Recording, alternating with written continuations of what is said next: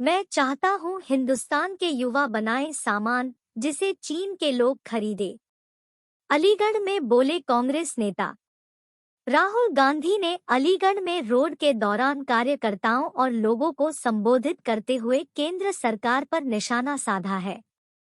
उन्होंने कहा कि सरकार सरकारी नौकरी मांगने वालों का समय बर्बाद कर रही है, क्योंकि ये आपको रोजगार नहीं देना चाहते और पूरा देश का पैसा व्यापारी के सौंपा जा रहा है।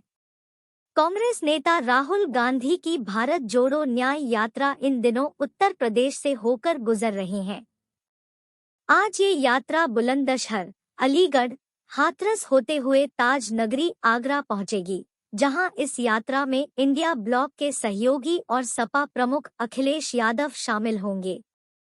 आगरा पहुंचने से पहले अलीगढ़ में राहुल गांधी और कांग्रेस की महासचिव प्रियंका गांधी ने रोड शो कर लोगों को संबोधित किया है। आगरा के बाद ये यात्रा राजस्थान के धौलपुर में एंट्री करेगी, इसलिए शुरू की ये यात्रा।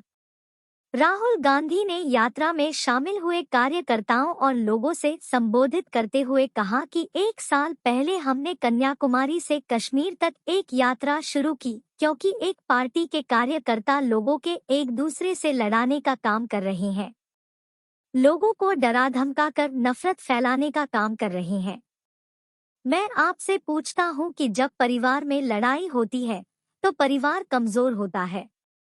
इसी तरह जब कोई देश को कमजोर करता है तो एक देशभक्त देश को बचाता है। नफरत और हिंसा को मिटाना है। देश में बढ़ती नफरत का कारण अन्याय है। हिंदुस्तान में गरीबों, किसानों, युवाओं, महिलाओं के साथ अन्याय हो रहा है। इसी अन्याय के खिलाफ हमने भारत जोड़ो न्याय यात्रा शुरू की है।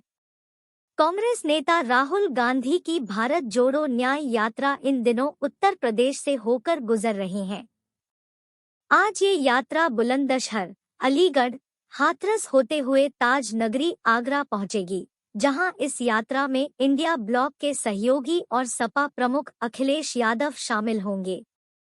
आगरा पहुंचने से पहले अलीगढ़ में राहुल गांधी और कांग्रेस की महासचिव प्रियंका गांधी ने रोड शो कर लोगों को संबोधित किया है। आगरा के बाद ये यात्रा राजस्थान के धौलपुर में एंट्री करेगी, इसलिए शुरू की ये यात्रा। राहुल गांधी ने यात्रा में शामिल हुए कार्यकर्ताओं और लोगों से संबोधित करते हुए कहा कि 1 साल पहले हमने कन्याकुमारी से कश्मीर तक एक यात्रा शुरू की, क्योंकि एक पार्टी के कार्यकर्ता लोगों के एक दूसरे से लड़ाने का काम कर रहे हैं, लोगों को डरा धमका कर नफरत फैलाने का काम कर रहे हैं। मैं आपसे पूछता हूं कि जब परिवार में लड़ाई होती है तो परिवार कमजोर होता है। इसी तरह जब कोई देश को कमजोर करता है तो एक देशभक्त देश को बचाता है।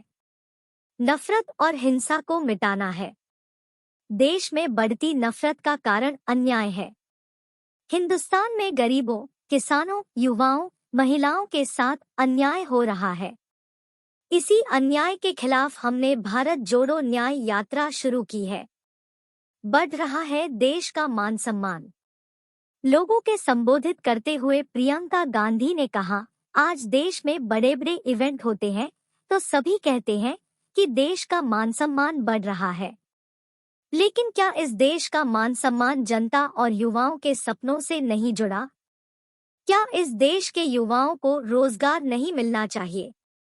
जब जनता का मान सम्मान होगा तभी देश का सम्मान बढ़ेगा। उन्होंने आगे बोलते हुए कहा कि देश के युवा सेना में जाने के लिए घंटों मेहनत करते हैं, लेकिन सरकार अग्निपथ स्कीम ले आई, पीएसयू से रोजगार मिलता था, लेकिन सरकार इन्हें लगातार बेचा रही है। किसान सड़कों पर बैठा हुआ है, महंगाई लगातार बढ़ रही है। सरकार का कर्तव्य है कि वो जनता के लिए काम करे, और जब तक आप इस बात को नहीं समझेंगे, बदलाव नहीं आएगा।